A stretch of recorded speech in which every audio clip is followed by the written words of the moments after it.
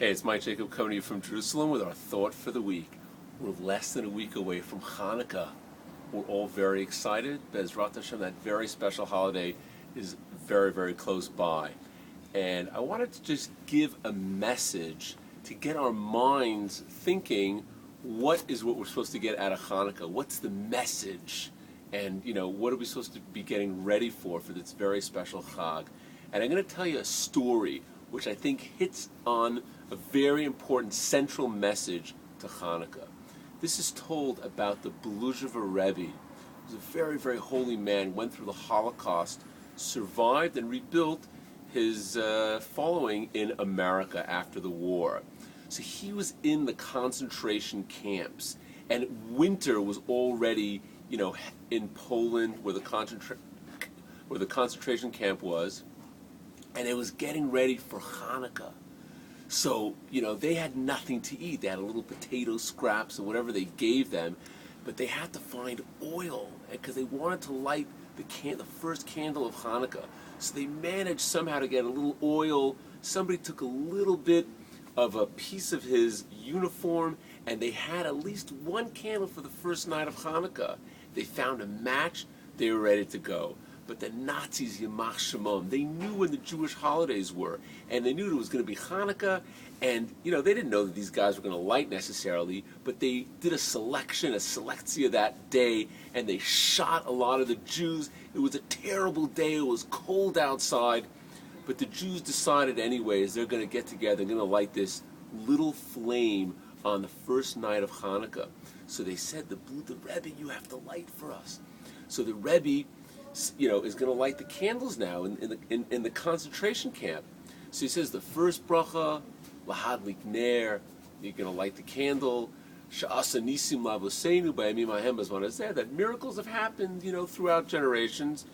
And then he's about to say the third bracha, and he stops, and he starts looking around the room, before he says the third bracha for about a minute. And then he makes the third bracha. Shehechiyanu v'kiyamanu v'giyanu l'zman hazeh. So one of the people there, like a couple hours later, asked Rebbe, why did you pause before Shehechiyanu? And the Rebbe answered as follows. He said, we make the bracha lahadlik ner, we make the bracha sh'asa nisim, but Shehechiyanu, that we lived to see this day, to thank Hashem, that we lived to see this day when we're in a concentration camp. We're all half dead. So many of our people were killed today, and all our families are wiped out. So I was looking for a posek that could maybe answer and tell me whether I should be making the Shehechiyanu bracha. But then I was looking around the room, and there were dozens of people standing there waiting for me to light the Hanukkah candles. They're risking their lives, because the Nazis would find them, they would kill everyone. So he says, on that, I said Shehechiyanu. And that's the concept of Hanukkah. The concept of Hanukkah is we, the Jewish people, throughout our history, are up against crazy odds.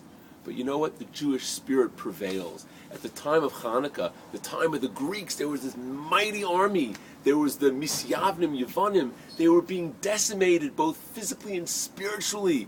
But there was a nucleus of people that stood up and said, the Jewish spirit lives and lasts. And we light that candle, and that represents the Jewish spirit throughout the generations, whether it was the time of the Greeks, the time of the Romans later, the time of the Crusades, the time of the Nazis.